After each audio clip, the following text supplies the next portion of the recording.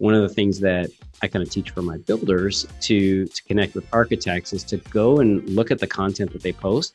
Look at how they respond to comments on their own posts. Look at the words, the phrases, how they think. Like, you're really trying to get inside someone's mind, because that's where connection happens, right? Hey guys, welcome back to episode 4 of Sales Mastery for Remodelers and Custom Builders. I'm joined once again by Bryan Kaplan. Bryan, how's it going today? Doing very well, Spencer. Good.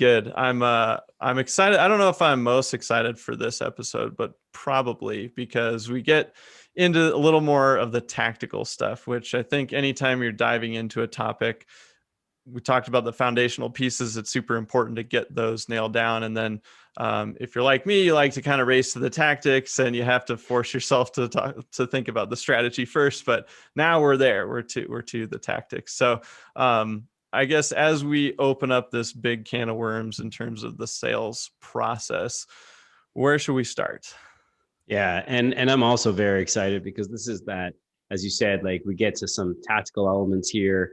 It's kind of a bit of strategy also, is how we actually going to put this in place. And right off the top, what I always ask people is, can you walk me through the process of taking somebody that you just meet into a paying client? How do you get somebody to actually retain you as a remodeler, as a renovator, as a custom home builder? This pain well, and I know your pain well because I lived it for 20 plus years. You get a lot of leads, you get a lot of people coming to you. We have to try and obviously recognize where they are in their buying journey, but the reality is you can't just go running around like a headless chicken and meeting everybody and everybody kind of thing, because ultimately you're gonna only get a few of those people that are actually going to become clients. And so this is what it means to have a process. This is what it means to have this strategy around, how do I actually take that lead, qualify that person, and move them through what we call like our sales pipeline. And so I'm super excited as well to kind of dig into this today. Yeah, so let's start at the beginning, because I think, especially right now, a lot of remodeling companies, builders, specialty trades, like everyone is getting flooded with leads. And so I feel like the first couple of moves, first couple of steps are even more critical when you're getting flooded, because you have to prioritize and you have to really know what your process looks like. So I guess what's step one? Let's start there. Yeah, for sure. And first and foremost, from a big picture, the idea of having this process is so critical for exactly what you just mentioned. When you get flooded, when you only have like a couple leads, or you're working on one project and there's one or two people in your pipeline, it's super manageable. You can kind of make it up as you go along. But the reality is, when you get this flood of people coming to you and you have a lot of projects, you cannot be reinventing the wheel every single time. Winging it is just not an option. And the big challenge is that, people will be able to smell that, uncertainty a mile away. People are not stupid, and they can recognize when you sound rushed and you sound busy and you don't sound organized, even when they're just meeting you. And so it's so critical that we absolutely have this process in place. So where does it start? It starts with this initial contact. Someone's going to either fill out a web form. Maybe they're going to message us on a social media platform because they saw some pictures of finished projects. Maybe it's a referral. Maybe they've done a Google search and they've emailed you and made sort of a direct, kind of cold outreach. And so that's really the first sort of place that it starts. So there's some questions that I always ask the building clients that I work with is, what is the experience like for that other person? So remember, we talked about this right at the beginning of this mini series, is that we always have to be looking at that client filter. We always have to be looking through their eyes and just making sure that we're connecting to any of our marketing message, our sales process, the experience of interacting with our brand. It's so critical that we look at it through their lens, so that we can answer that fun question, which is, what's in it for me, right? Because that's all anyone's ever thinking, is what's in it for me. So if we position all of our marketing about us, then of course we're not really answering that question. So it's really important, as we get into some tactic here about our sales process and the individual steps here, is always to remember that that's the lens that we're looking through. So when I actually go to your website, is it easy for me to find that contact information? Is it easy for me to find, or is it very clear for me that you want me to fill out a questionnaire or a survey, that, that kind of method of getting in touch? Do you have contacts all over the place? Is it disorganized? Is it erratic? You really want to kind of tailor, I'm speaking to a digital marketing agency owner here, so you know this very well. We want to funnel people into the correct path that we want them to take. And so this is so critical at the beginning of the journey, where you sort of lay out all the different channels that people can kind of reach you at. And what is that first touch, right? What is that first thing that happens when they start to interact with your brand? Yeah, yeah. And so let's talk about the website a little bit, just because today that is kind of one of those first initial touch points for a lot of people. Um, do you recommend that people try to funnel into one initial contact point? Because a lot of times you see maybe a phone number, you see a contact us form, then maybe there's a schedule a consultation, which could be very similar to the contact us, and so I guess, do you have recommendations around that, or does it matter if you have multiple touch points as long as you know these are all step one? Yeah, no, it's a great question. And the truth is, I don't think there's a right or wrong answer here. I think everyone's going to have a bit of a different opinion, and it's probably going to be regionally specific too.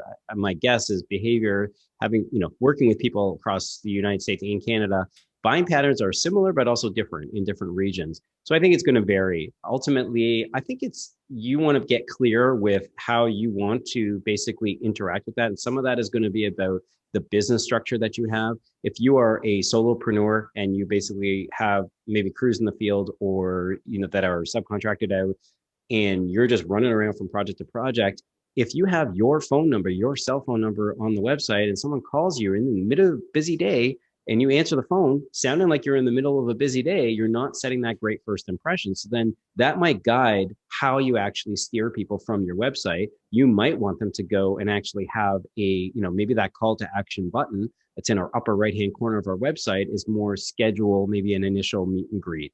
Maybe then inside of that, you have the kind of next step of the qualification, which is like, answer these three, we always have these like 5 questions we ask people.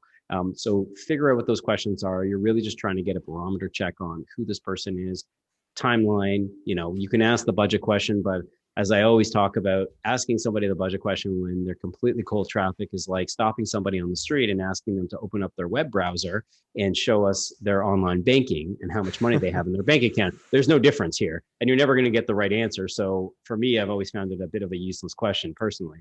I digress, but basically you could kind of have that entry point as book the call, and then there could be like maybe this little survey or questionnaire behind it, which then gets registered. And when you're not running around in the middle of a crazy busy day, you can actually read this and then respond appropriately. So I think there's going to be a lot of different, I think, lenses on this, and I really don't think there's a right or wrong, but you want to be clear with. And look, the reality is, as a business owner, you're very busy. Step back for a second and make this work for you. Don't always think about what's going to work completely for the client in this scenario. I know it contradicts what I opened this podcast with today, but part of managing your time effectively and being a really great business owner is being able to basically guard that time, very fiercely. And some of these things are what we're talking about, right? From a time management perspective, is put people towards a channel when they're first meeting you, because they're, as you said, people get flooded with these. There could be 10, you could be getting, 10 to 50 leads on average a week. I don't know. Like, I see a range across the country, and you just can't keep up with that volume. You can't be answering the phone every 2 seconds and things like that. So there's definitely tools like that. Of course, there's other things that are like, Ruby Receptionist is a great example. That is like an answering service that basically gets trained in, what your brand is about, and helps to basically facilitate that intake process of that lead. So there's that option as well, which then gives, some different ways that they can get in touch with you, et cetera, et cetera. So I think you have to kind of take all of what I said, think about your own time, your own patterns. When do you feel like it's reasonable for you to get back to people? What kind of channels do you typically use, kind of thing? And then kind of mesh it all into maybe, and I think simpler is better, personally speaking. If you're going to have a form on your website, I probably wouldn't have your email also, just because people might just actually email you instead of filling out the form. So it kind of dilutes the power of either one. But I think, yeah, just trying to keep it as simple as you can. Yeah, I think that's good advice, and you're probably right in terms of not being a right or wrong answer here. I find that just thinking about my own experience, you kind of go through this progression of hey, at the beginning, you, like you said, you take all the meetings because there's not that much activity going on. But if you start to build up some lead gen and a pipeline, you're going, gosh, this is getting overwhelming. So then you start to put some things in place. And I think the sooner you can put these things in place, the better, even at that stage where you probably could go on every opportunity. The question is, should you? And Yeah. we'll get to pre-qualification here in a second. But I like the, if you can get to it, making it a little more exclusive. And so putting a Yeah. few more barriers in place for people that come to the site. So whether it's a few more questions on that initial contact form, or saying, hey, you can book a meeting, but you can't just like call in and talk to me for 30 minutes about your project at a whim, because you've already planned your Yeah. day. Like if sales calls are coming in, create a process for that. Hey, it's an automated way to book a meeting or something like that. Yeah, So exactly. Because you want to get people, you just always want to think about what's their first touch, what's that first interaction they have with your brand. And if you are, you just hang up a call and then someone calls you and you're rushed and all of that, like, I mean, you're just setting this awful first impression. And I just think you've got to be really brutally honest with yourself here and say, how can I put this into a channel that actually works within the time constraints that I want to set?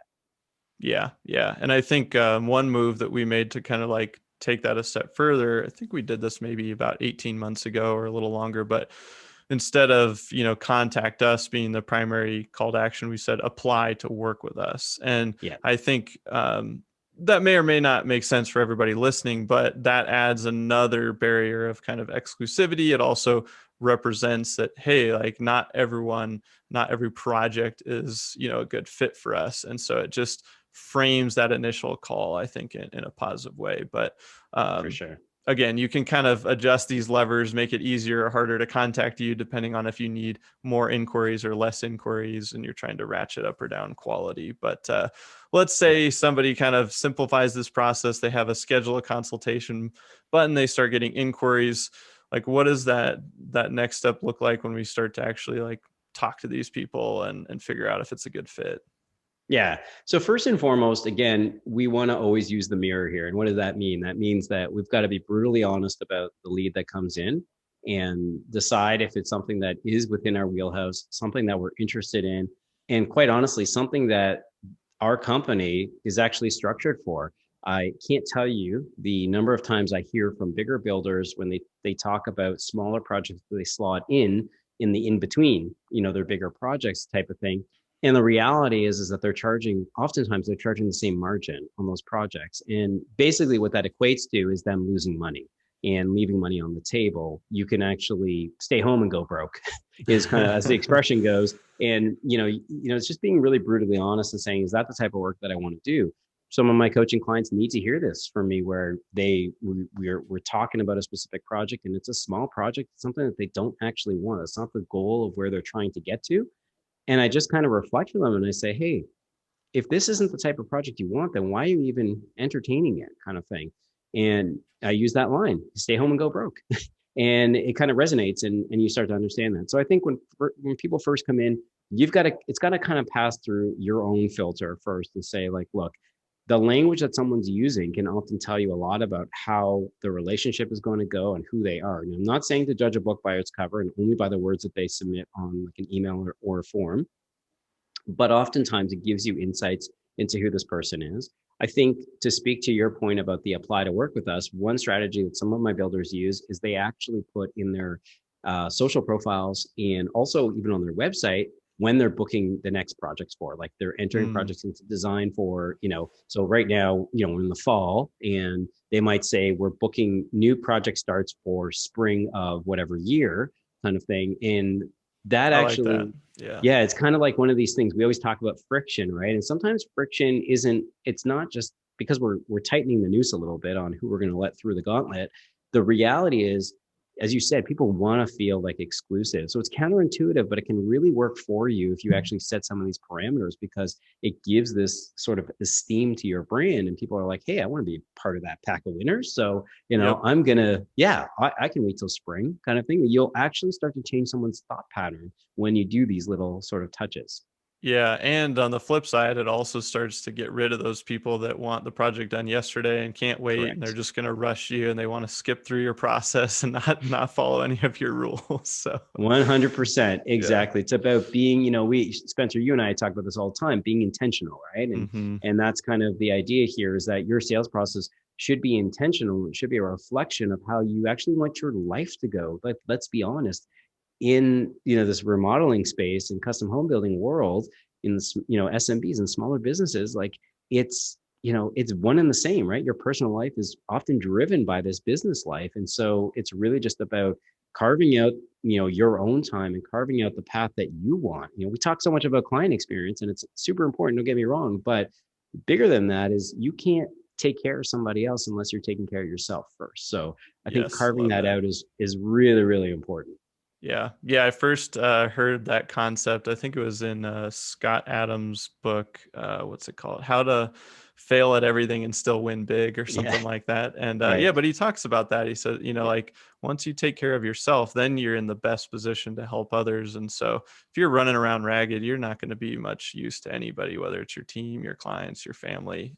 So yeah, I love that you Yeah, just mentioned that. remember, when you're on an airplane, right? The oxygen masks Hmm. fall. Hopefully they don't, and you're not going through that experience, but they always teach you, put it on yourself before you help your children or somebody else beside you, right? And the idea is, if you pass out, you're no good to anybody, right? So it's the same concept. Yep. Yeah. Love it. All right. So let's say we get on a call here. How do we start to figure out if, this person's a good fit and we want to advance them, and what should that call even look like? How long should it be? Those kinds of things.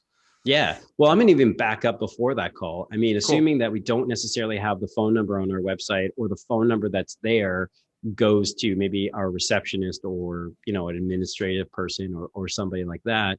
um, Really, there's kind of this, and when we talk about this going through your filter, there's like this research and qualification phase. That first, it has to get past your filter first. And so what are we actually doing to basically research this person? I started in this business in 1999. We did not have the tools that we have today to basically go and learn as much as we want about somebody before we actually get on the phone with them.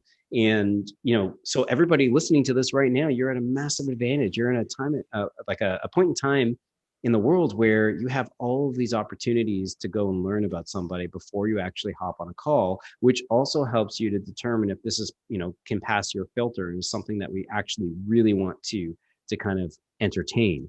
And so I would say, before we actually get to that call, if it's that meet and greet button, a virtual Zoom meet and greet button on our website, and there's that survey behind it, we're going to know who that person is. We have their email. We can go social creep them around the internet and go learn about them, and see what they're into and who they are and all that sort of thing.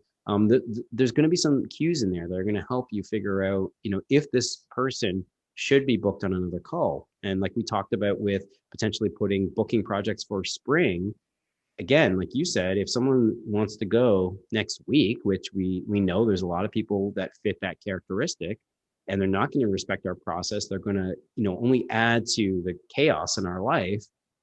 There's an easy decision there, right, for you to make as a builder. We have to look past a little bit of the money, and we have to be a little bit more logical. So remember, we talked about the, get psychological for a second, the amygdala, which is that emotion center of our brain, the limbic system. And we talked about the logic center, right? The neocortex kind of thing, and the prefrontal cortex. So this is where we have to actually lean on our cortex a little bit, and just be like, kind of look at the facts of the case, as opposed to being excited by the lead and that little bit of endorphins and serotonin that kind of gets jumped into our body when we get that initial lead. So I think, first and foremost, research and qualification, right? We have to really make sure that they pass. If we're going to then book a call, so we'll take that step, we'll book that call. Lots of different ways that you can do this. Again, it can be done by email. You can have a schedule. I highly recommend everyone have a scheduling link, like have something like Calendly, or, I mean, there's tons of them out there, right? Just Yeah. sign up for one of them. So many of them are free, and you can use them, extensively for these kind of meet and greet appointments, instead of going back and forth over email and trying to figure out a time, which is just a losing time proposition for everybody involved. Yep. Just make it simple for someone to book a time with you. That's the first thing. But then it's not about setting and forgetting. Now, what are you going to do to actually prepare for this call? And this is where we talk about, not, reinventing the wheel every single time, having a process. So a lot of the things I just mentioned, like going and looking at their profiles online, learning more about them, rereading their contact form or like what they've submitted to you in terms of information, go and Google map the property, go and like zoom up satellite wide and then, dig into the street level view, spin around, go up and down the street kind of thing, see what you can learn. Oftentimes, I'm in Toronto and we have very tight lot lines here, and we get a lot of inquiries with people looking to do substantial size additions to their home. And a lot of it doesn't pass our general zoning rules. And so we all constantly need these variances, which immediately changes when someone says, I want to start in the next 2 or 3 months. It immediately changes it to a 6 to 8 month lead time. So that's an example of where if I didn't do any research, I didn't bother to go look at the house or really kind of like think about what they've actually submitted to me and put it through the logic filter, I'm wasting my time on that call because their response might be, well, no, we want to do it sooner, but thanks very much. And that immediately tells you that they're probably not the ideal client for you because they're not probably going to listen to anything that you have to say. So I think the research and qualification is so important. I mean, I always go to sports. You always think of Michael Jordan and the late, great Kobe Bryant. I mean, these guys, what did they do? What was the key to their success? It was practice, and it was all the preparation that they put in to the craft of their game. And neither one of them would have been as fantastic as they were in the sport if they hadn't put in the consistent kind of preparation and dedication to that. Yeah, I think that's great. I mean, there's so much you can pull today when you get a form submission coming through and you grab a name and an email and you just go do some initial research. And then it allows you to find a couple of connection points in that first meeting, pretty easily. If you can go to their LinkedIn and you find out what college they went to or where they've worked or, whatever it may be, interests, hobbies, those types of things. So I like that, Totally. that recommendation. So once you get into the first meeting, I guess before we get there, is there anything that you commonly see in that research phase that would prompt you to just immediately disqualify somebody before you even try to connect with them to book the first, connect meeting? Yeah. I mean, I think there's a lot of different things I have seen over the years, but you might recognize a personality type. Like they might be, I don't know, just throwing an example here. They might be an engineer, and this isn't to like slam on any engineers listening to this or Yeah. friends that we have that are engineers, but like just recognizing personality types you work well with and ones you don't necessarily work well with. You can sometimes see this by interest, hobbies, or what they do professionally speaking. Ultimately you're just going to gain a lot of different insights into that. I think for me, it's a lot of like the words, the phrases, and the language that people use, whether it's a voicemail or it's like a contact us form or a direct email. For me, I just kind of keep going back and reading those and dissecting those because oftentimes we say things without intentionally saying them, kind of thing, if you know what I mean. So, and I think that especially in this world where everyone's really fast paced and, we're just trying to get to the end of this task as quickly as possible, oftentimes the truest stuff comes out because it's not going through our own filter. So I think that's kind of a good place to go. And yeah, ultimately, spend a lot of time getting good at kind of researching people and just reading through their profiles. Even like one of the things that I kind of teach for my builders to connect with architects is to go and look at the content that they post. Look at how they respond to comments on their own posts. Look at the words, the phrases, how they think. Like you're really trying to get inside someone's mind because that's where connection happens, right? And so no different here. If it's a prospective client that's pretty active on a social profile, go and actually learn about them and look at how they speak and talk and all that sort of thing. It's going to tell you a lot about their personality before you actually get on the phone with them.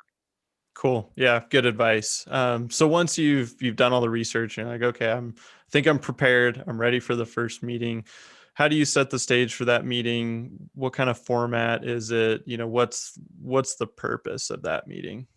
Yeah, for sure.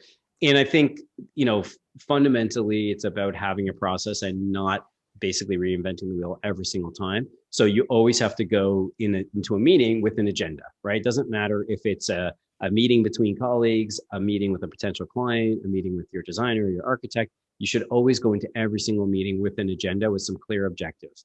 I think in my time, I've been called into thousands of meetings probably thousands of those meetings I didn't need to be part of, because it was usually just one person's agenda, and there might be a handful of people there that don't really benefit from being in the room. So ultimately, I just paint that picture because that really translates for any of the remodelers and custom builders listening to this from all the meetings that if you're in a bigger company that you may get pulled into.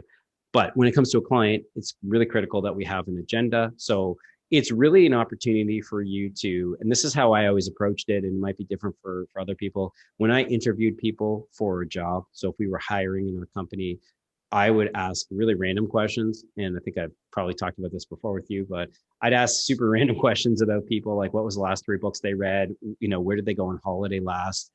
I'm curious about the answers of those questions from like a logic standpoint, but I'm really, really like what I'm really curious about is to watch someone's reaction to questions that are outside the boundaries of what they're expecting, because it teaches me a little bit about who their personality is very, very quickly. And I take a similar approach with new clients, is really trying to understand who they are first and foremost before I don't just get on the phone and say, well, when do you want to start? What's the job? And how much do you have to spend? Obviously these are outcomes or questions we want to have answered, but I can't just, get to third base without, hitting a single and a double first kind of thing. And so I think for the first meeting, it's really, my advice is keep it short. It should be 15 to 20 minutes. You always want, when we talk about setting the stage, some people talk about this a lot, and I agree with this premise of getting on the phone and right at the beginning, you basically frame the call to help them understand how much time it's going to be, what we're going to talk about, et cetera, et cetera. But there's an earlier step here that a lot of people miss, which is that is your touch point in between booking the call and the actual call. There should be a follow-up in the center of that basically helps them understand what the agenda is, how much time it's going to be. It's kind of like, you can't get mad at your kids if they do something, but you haven't laid out the actual rule first. You say, well, you shouldn't just do that. Well, they probably look at you and say, well, no, I don't know that. You never told me that kind of thing. So, it's the same sort of thing here. We want to frame that expectation even before we get to that call. So it's not a surprise to them that the call is 15 to 20 minutes. Maybe they were thinking it was longer. Maybe they were thinking it was a 5-minute call. And now you've caught them off guard. What you've done from a psychological standpoint, once again, logic, controlled kind of balanced emotion to like, whoa, throw me right out of whack, survival mode kind of thing. And that's the shift that happens. It's like a little light switch in someone's mind. So we want to frame that before we actually get to the call. I like it. Yeah. So basically we've done our research. We set the meeting, but we're sending an email that says, here's the agenda. Here's what to expect in this meeting. It's 15 to 20 minutes. We want to learn more about you and your project, and we'll decide, what the next, course of action is from there, that sort of a thing. Exactly. And then if you're doing virtual ones, feel free. I have, for my own process, I have like a little short kind of paragraph of 3 bullet points. That's just like, make sure you're, try this link before the scheduled time. Make sure you've given Zoom, if you're using the Zoom platform, typically you have to get permission from your computer to access the camera and the microphone. So we don't waste the first 5 minutes trying to figure out how to get our face up there and for them to be able to hear us. So it's, again, as much as you can do to pre-frame anything that you're going to do with a client is always going to give you the best result. Yeah, that's great. So then you've set the stage, you go into this meeting. Obviously you're trying to figure out if, hey, is this something worth pursuing? Do we want to dig in further? I guess, what are the big takeaways for people? What should they be trying to uncover in that call and in that 15 to 20 minute meeting? Yeah, for sure. And I think, like we said, it's all about getting to know somebody. I think the statistic we talked about, I believe last time, was like somewhere between 3 and 7 seconds, 4 to 7 seconds, somewhere in there. People are going to make that judgment really, really quickly, right? Whether they think that they, want to get to know you, whether they like you, and whether they feel like they're going to be able to trust you, kind of thing. Like, people can literally make that decision so quickly. And that's, there's a physiological thing that happens in our mind that actually has created that process. So this is something that's inside every human. And ultimately, you just have to know that you've got these like 5 to 7 seconds to impress somebody. And you don't have to be, it's not like you have to have an incredible opening one-liner like David Letterman or Jay Leno would have had, but, or Johnny Carson. But, it's really just about making sure, especially if you're doing a video call, always be camera ready, right? Don't be fumbling around. plugging in your microphone or ruffling around and being distracted, looking off camera and speaking to somebody. You really got to be dialed in and fully focused. If it's on a phone call, don't be driving. Pull over. If you have to do a phone call on the road, pull over. Make sure you have your agenda in front of you, which is typically just kind of that format of those questions that you're going to kind of run through. So that's where scripts really help, because they always bring you back to sort of zero. But ultimately, big picture, you're trying to get to know somebody. You're trying to see if they're going to be someone that, is going to want to take a step with you, but also that you want to actually take a step with. Yeah. So I'm assuming in this stage, you're asking those open-ended questions. You're trying to get to know them and get a read on them, but you're also asking questions about the project to see if it's even in line with what you want to do. I guess how do we get to the next stage? Like, what makes us say yes? What makes us say no? Yeah, for sure. And I think there's always this careful balance. We want to get to know people, that's really the primary goal. But yeah, there's also some like black and white stuff that we want to, kind of pull out of people, which is, what is the project? And, getting a rough idea on timeline is also really helpful. As I said a moment ago, and I consistently say, I personally don't ask the budget question on that first call. I don't agree with that philosophy, simply because you're never going to get the answer that you want. I think in the unicorn moments, and unicorns are like those once in a lifetime type of clients, or once in a very long time kind of clients, they might offer that information, or you might feel that the chemistry is working so well that you could ask them a simple question about, I'm just curious, do you have an intended investment level? So everybody rewind those three words, intended investment level. That is how you speak about a budget with a client. You don't ask them what their budget is. You don't ask them how much money they have, how much do they have to spend, et cetera, et cetera. It's always about intended investment level. Kind of like we talked about at the beginning of this, where we said they, puts people into more of like an elite group kind of thing, builds a little bit of excitement around it. Same sort of thing here, is that you're putting somebody into a different socioeconomic mind class when you do that. They're not looked at as a commodity or a transaction anymore. There's this relationship that you're basically forming. And so that's like a little subtlety, but so powerful in this call. So how do we decide it's a go or a no go for us? Sometimes, to be quite honest with you, you might be on the fence, right? And I've had lots of calls where I've talked to people. I feel like I can maybe convert this person, so to speak. Like maybe they're not speaking my language yet, but I feel like there's enough there that I can continue to develop this relationship and help them understand. And I think we have to give people the benefit of the doubt when we get on the call with them.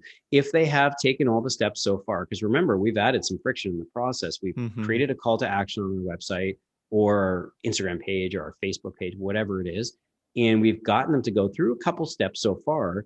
Obviously, the more we tighten that noose, right, or that we add more friction to the process, the more likely they're a better candidate for us to work with.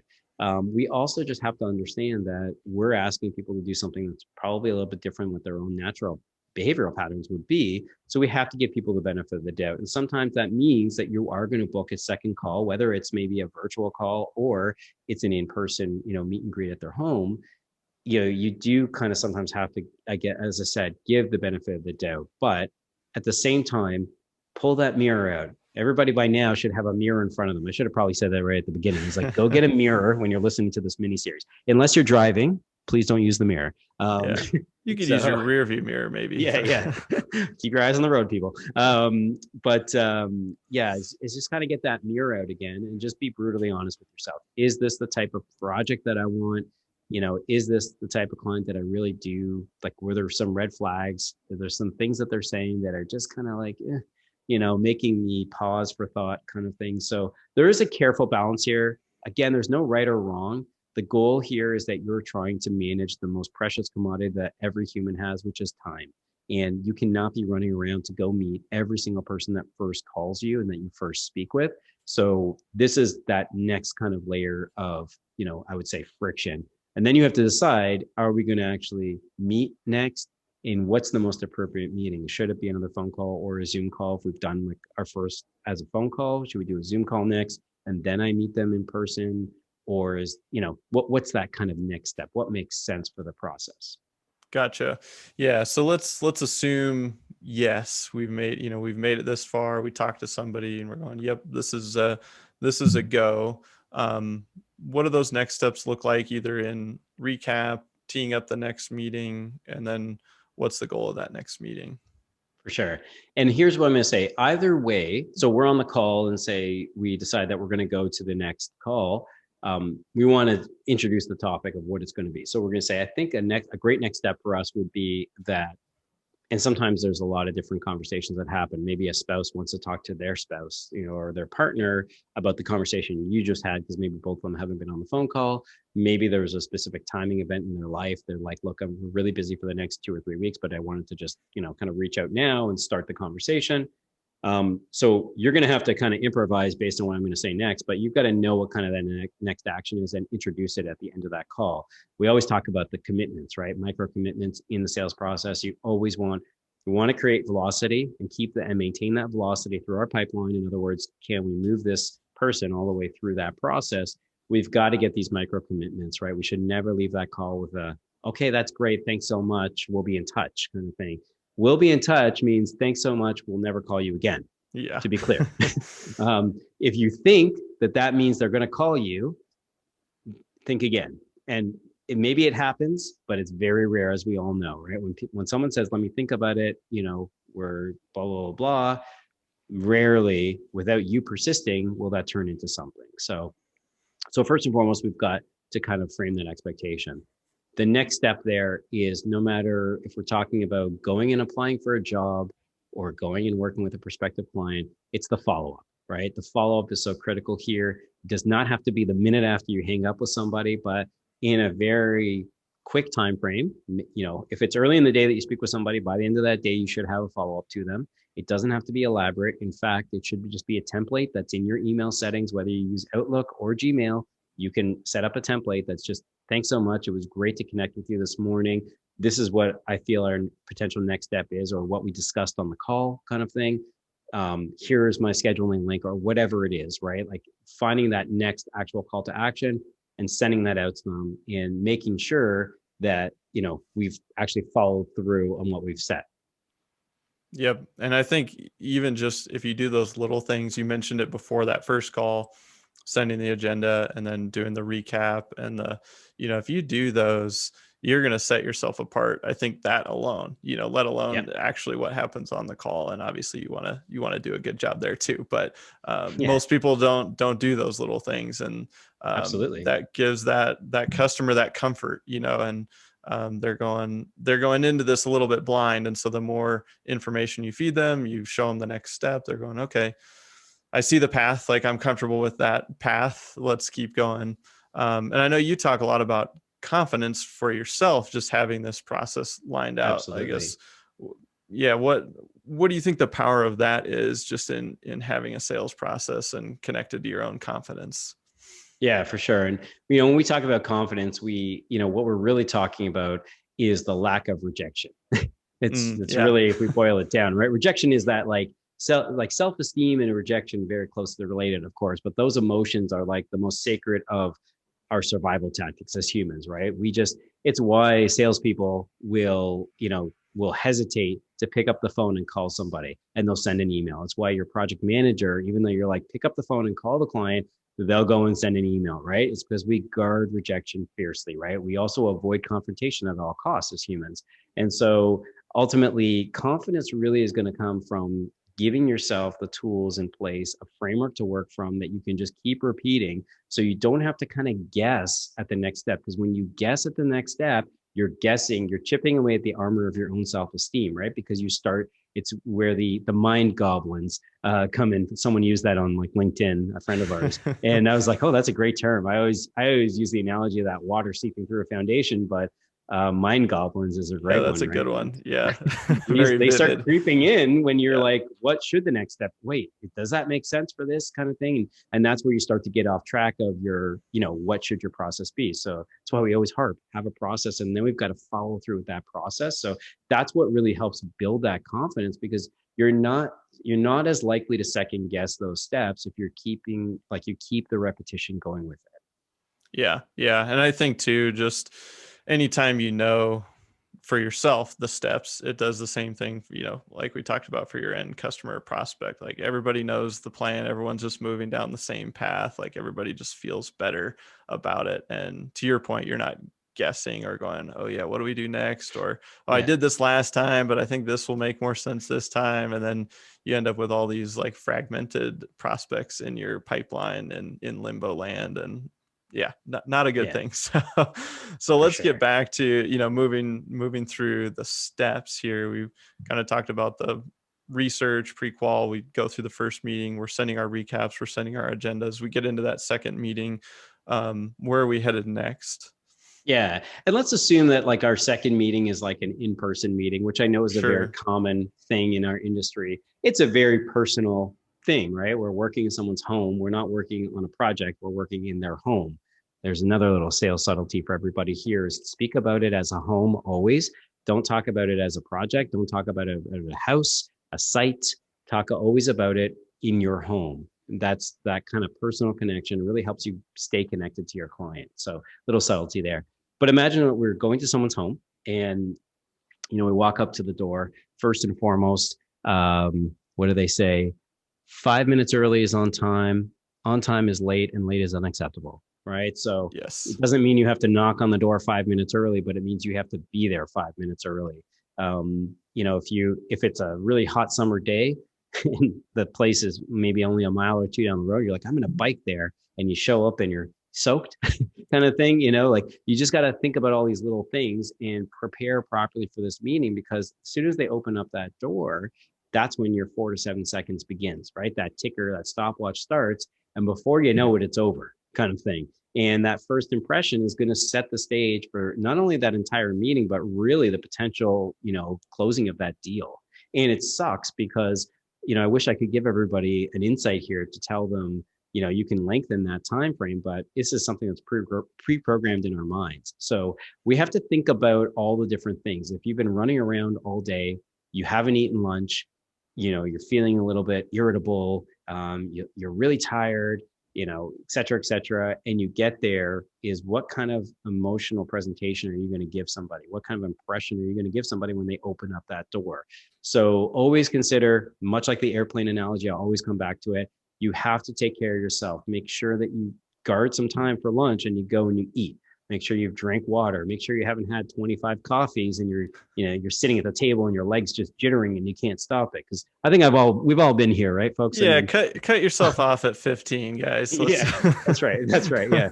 You don't need that 21st and 24th cup for sure. So, but ultimately it's about taking care of yourself so you can make the best impression. And kind of like we talked about is drop your emotional baggage at the door and just kind of take that deep breath, recenter yourself, and be the person that you need to be for that person that's opening the doors is a really, really critical aspect of it. Yeah, I think that's great. And so I feel like we've just gotten used to in the service industry or anybody that's coming into your home, like people are late or they, give you a window of time, and so these types of things that you're suggesting feel like they really separate yourself as a professional company. And I know that's going to tee us up for some things we're going to talk about soon coming up in the mini series. But I mean, that just positions you so much stronger as you walk Totally. into the home. So once you Absolutely. get in the door, now we're sitting down, we're having this first in-person meeting. What are we going to talk about here? Yeah, for sure. And so I would say number one, we want to obviously have an ability or an agenda, a framework to walk people through. But before we actually get to the dining room table, and this is where, fellows like Mike Stone and myself really vary in sort of approach here. And as someone that's lived it for 20 plus years and done hundreds, if not into the thousand of sales calls, here's what I can tell you.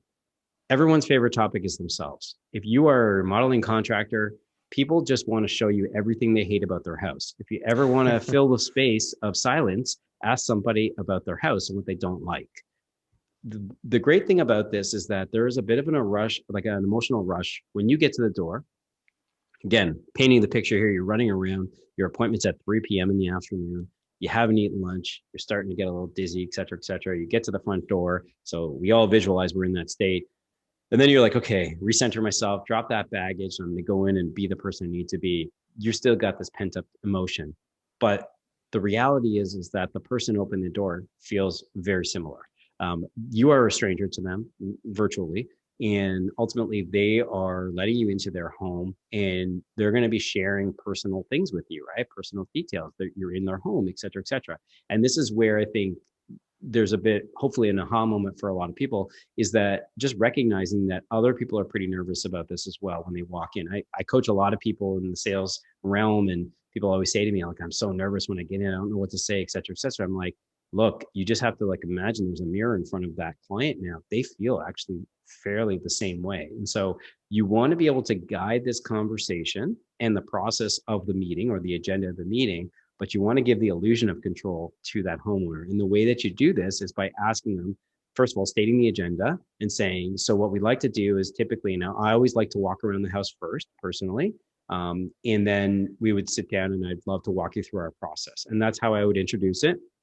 It was always well received because everyone's favorite topic is themselves and everything they hate about their house. And so, it always works well. The trick here, because I hear a lot of you right now, you got a mind goblin there that's banging on the front of your head saying, yeah, but Bryan, I don't want to waste 45 minutes to an hour listening, about this corner of this bathroom that just irritates somebody. So I totally hear you. You have to be able to guide that conversation and move people through the house. Okay. So it's important that you let them, basically kind of walk through, but you can just transition to different topics. This is a great little tactic that you can use. Is you're standing in, say, the master bathroom and they're talking about all the things that they don't like. Be like, that's great. Now, why don't you show me downstairs what kind of doesn't work here? And boom, it's not that you're not paying attention to where they are, but you're just suggesting a complete change in course, and people will respond to that. So you've got to keep that momentum going. Always, imagine that road that you're coming back to, that homing beacon. The nice thing about this, and I don't want to paint the picture that we are like canines, so bear with me, people. But when you take your dog for a walk, your dog stops and sniffs, and they pee on that fire hydrant, and then they go and sniff a little bit more, and then they might go and do some other business on the grass over there, and they keep sniffing and stuff like that. It's called decompression. And that is really the sort of behavioral science behind what the dog actions, what your dogs are doing on a walk. We're no different as people. We need a bit of a decompression, right? It's like we talk about with the resistance walls that people have. Bioresistance lowers as they get more and more comfortable with you because it's decompressing, right? So just use this analogy of decompressing. And that's what happens when you walk through someone's house, right? Because you're letting them speak. And most importantly, you're capturing and then going to regurgitate everything they say to let them know that you heard what they said. And that is how, you establish relationship and deepen it, which is really one of the main goals of this meeting. And two, it's how you keep this, all these emotions in check, how you decompress both sides of the emotions. Because really, we want to get to the internal drivers, right? We want to get to that point where the facade is gone. And now we're talking on a level where there's meaningful relationship and we can actually advance this through our pipeline. Yeah. I really like that. And I feel like your point is a good one, like walking them through the home and just getting used to moving them along. Because you'll get people that will naturally just kind of point everything out and move quickly, but then you'll get the talkers and they're just going to go on and on and on, for 10 minutes about one little detail. And so, but you'll get used to that and you'll just say, great, like, I totally see what you're saying here. Like, what else? And you kind of just keep pushing them. But it sounds like, what you're doing here is, one, you're letting them talk, which is great. But you're also uncovering the pain, which is a lot of times how people will make decisions, as they're trying to solve a pain. And so as you move through those pieces, then you said you want to do that, and then you like to go sit down. So once you go sit down, how do you transition, to that piece? And then what are you trying to do from there to the end of the meeting? Yeah, for sure. And it's funny, as you were talking, I was just visualizing, for some reason, I don't know why, but in Toronto here, we do a lot of underpinning projects. So we lower foundations. And we always end up, so here in Toronto, a lot of the basements are like between 5 and 6 feet of ceiling height. And they were really just a spot for the coal box and the fuse panel, like many, many moons ago when they were built, and nothing else. And we always seem to end up in these like dark, dreary, dirty corners of someone's basement because we'd start at the top, kind of work our way down. And so a great little segue that I've used to kind of getting to this next part of the meeting was like, I was like, hey, my neck's starting to hurt. And I'm not a particularly tall person, but in some of these, these basements, I'm literally like got my head turned to the side. I'm like, is anybody else's neck hurting? How about we go upstairs and maybe I could, kind of walk you through our process. And everyone kind of, it's like a little bit of like an icebreaker, further icebreaker. And you get to kind of transition upstairs. And so then we all go upstairs and we sit down. What you do next is really going to depend on, I think, a little bit of who you are as a person. I've used like an iPad with a slide deck. I've used a client resource book, which is something that, I get all of my builders to create, which is basically kind of like a bit of a 1 to 5. What does our process look like? What does it mean to work with us kind of thing? Who you should be, what we expect of you, et cetera, et cetera. So these are some of the topics that are in there.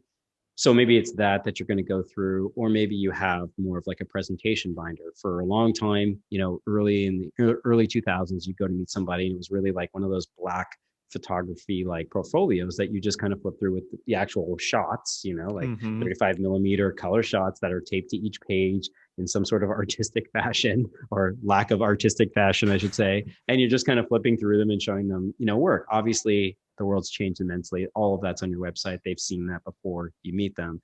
Now it's an opportunity to really dig into the process, help them understand what it's going to look like to work with you from where they're at right now in the journey. And so I always recommend to have some visuals, have like a timeline to show them where they already are. This is kind of one of these subtle little things that you show them they've already completed some steps, right? And there's a lot of power in that, right? As we know, first thing you do, if you've been following me on Instagram, I, talk a lot about, these little things that we can do, these little actions, like make your bed every morning, right? It's that little step that is basically a task done and you move on to the next one. And so ultimately have a timeline so they can see kind of where it is, but then kind of paint the picture of what it's going to look like. A lot of builders, I think, will jump into like, here's how I manage financials and here's how I do this. And here's some of the finished products. The truth is there's nothing, I wouldn't say there's a right or wrong here. The overarching point I want to get across is that you always want to be focused on the future outcome when you're talking to a client, as opposed to the individual features. And it's kind of this fine line that we have to walk constantly. I think the example I've probably given already, but I use all the time is, we want to open up the main floor. We reference it in terms of like, I want to see my kids when they're playing. So we're going to face the kitchen this way, as opposed to talking about this load bearing wall that has to come out and me getting into the feature conversation about how we're going to actually achieve that. People don't really care about that. They want to know it's done right. Obviously, they don't collapse their house, but they really just are concerned about the future outcome. So trying to think about it again in that client lens, help them understand what it is to work with you, and then really just help to support their vision. That's one of the steps in the sales process I really hammer in, is that true connection comes from when people feel supported. And they've obviously shared some of those internal drivers as you've walked around the house. And this is why I like to do that first, because then I can reiterate. Like I said a moment ago, I'm going to regurgitate a bunch of stuff that they said. I'm going to use the same words. I'm going to use the same phrases. I'm going to connect it to our process and what it looks like to work together and really form kind of this partnership as we go through the process. Yeah, that's awesome. And the one piece that stood out there to me was that you show them where they're at in the process, and showing that they've already advanced through, that first call, that you've already talked about the things that they don't like in their home, and they're already, to this like step 3, or, however you want to frame it. But then, I think as humans, we all have a natural like tendency to just want to move forward in steps, or see, that progress bar, or, whatever it is. So I really like that. I think it's subtle, but super powerful. So now you're kind of sitting in, in the living room, at the dining room table, whatever it is, you've got your visuals, you've gone through some of that. Now, where are we trying to go, like, as we kind of wrap this meeting and move on to the next phase or next step here? Yeah. So the most important thing is, and exactly what you're driving at, is we need to have an ask, right? There needs to be an ask in our meeting. And that is kind of that micro commitment. And oftentimes it's going to be at this stage, the introduction of a preliminary agreement, pre-construction agreement, design agreement, an estimate agreement, cost analysis agreement, lots of different terms here. The general idea, and this is what we're really going to dig into in our next episode, which I'm really also really excited about, because it's one of the things that I'm, along with other, people in the industry that are doing what I'm doing, is really trying to change the industry for better, is to not estimate for free. And that's really the goal here, is we're trying to basically get people engaged with us. We're trying to get them to take a step. They've taken a few steps already. We've shown them where they are on the timeline. And now we introduce this process that we have. This is how we're actually going to get you to the golden road, right? Or to the golden outcome that you're looking for. We do this by this preliminary agreement. That whole chunk is obviously something we're going to talk about in the next episode. But the real goal here is, it's kind of like this litmus test, right? They're either going to, at this point, feel like they can trust you, they know you well enough, et cetera, et cetera. Don't forget, a lot of people, well, we've talked about this, a lot of people will have been following you for a while. In this day and age of social media, if they're thinking about a remodeling project or a custom home building project, they're thinking about you and they're thinking about the process for a long time. So they're probably found you already on social profiles, and they're probably following you and watching. And you don't know this because they haven't said anything. They haven't raised their hand yet, but chances are they know you better than you think that they know you. And so just know, at this point, it's okay for you to basically introduce this. This is where the confidence piece is going to come in really crucial. And this is why having this process and not winging it every time is so critical, because you will find yourself feeling like it's so easy to cave. People might say, well, we have really fully developed plans and we have two other builders that have already given us a price, right? I mean, as I say that, there's, raise your hand, keep one hand on the steering wheel, raise your hand if that's happened to you more times than you can count on all your digits. I mean, it has for me. And I would say I totally respect that and understand that. Here's what I'll tell you, is that it's rarely an apples to apples comparison. Even though you have drawings to a certain sort of level of design, the truth is there's just a long way to go until we fully understand that scope of work. And really, when we talk about estimating, we're solving a scope of work problem, not a numbers problem. And when you frame it like that for a client, and you're just, again, I'm keeping it a little bit big picture, like a little bit more future outcome. I'm not getting into the weeds of it, saying, well, how much did they quote for drywall? How much did they quote for frame? Oh, that's way off. Like, I'm not getting into those conversations. I'm keeping it high level and helping to explain what our position is. My process for selling is really about just continuing to talk about the person that's in front of me, as opposed to the others, right? Our other competitors that might have already spoken with our client or interacted with our client or prospective client. I don't really care about them, right? And I'm not going to draw comparisons to them. I'm not going to speak poorly about them. I'm not going to recommend someone does this or does that. If they ask me, should I get 3 estimates? I'd be like, that's entirely up to you. You have to be comfortable with whoever you work with. Like, that's how I would speak about it. So I'm standing beside it always. I'm never making direct reference to our competitors. I'm only speaking about the value proposition I'm putting in front of somebody, and what's coming back to the beginning of this podcast, what's in it for me, right? Trying to answer that question from a client's perspective at every sort of juncture here. Yeah, those are really powerful pieces there, I think, to close that meeting. And I like some of the language you're using. So for everybody listening, I hit the rewind and go back, 30 seconds, 60 seconds, because you will hear that. People want to go out and they'll get multiple bids or estimates, and other people are giving away that for free. And this just elevates you, right up. And so I love that. And you're not saying don't do something that maybe is going to make them feel more comfortable, which is talking to 3 people. If that makes them feel comfortable, great. You're going to be the one that's different by going through this different process. So really love that. So Bryan, I know we're going to do a deep dive into the next phase, which we talk about, that pre-construction or design agreement. You rattled off maybe a dozen different names for it. So we'll pick 1 or 2 next time. But I guess as we think about this process that we've gone through today, kind of from that initial lead coming in and their framing and the research and on through these first couple of meetings, anything that we missed, or just like big takeaways that you want people to come away from this episode with? Yeah. And I think there's a lot. I mean, we talked about a lot of different things here, and this is I know, hard I'm to going do. to force you to pick just a couple big ones. Yeah. It's hard to do in one podcast, to be honest with you, because we've only really scratched the surface on the front part of our pipeline and that sales process. But I think ultimately, we just have to know that we can't reinvent the wheel each time. When we talk about gaining confidence in our sales process, and let's be honest, in ourselves, that's where it comes from. Having a framework that we can consistently go to, we know what the next step is. There's a subtlety in how you'll start to speak, right? We've talked about this before. How you speak programs how you think. And when you start changing words from if to when kind of thing in just in your daily life, not if I sell this contract, when I sell this contract, or if I can get to 3 million in gross revenue, I'll be whatever. When I get to $3 million in revenue, I'll be doing this kind of thing. Just simple framing. It goes a long way. So when we speak to a client and we talk about our process, almost like in the past tense, like we're almost like, when you get to this, or maybe future tense, whatever it is, basically the idea of just helping them understand that as they get through this is how they're going to feel, and this, then, whatever. You're programming yourself as well to convince yourself of this process. And so the big thing is like, come back to Michael Jordan and Kobe Bryant. Just imagine those guys' faces in your head.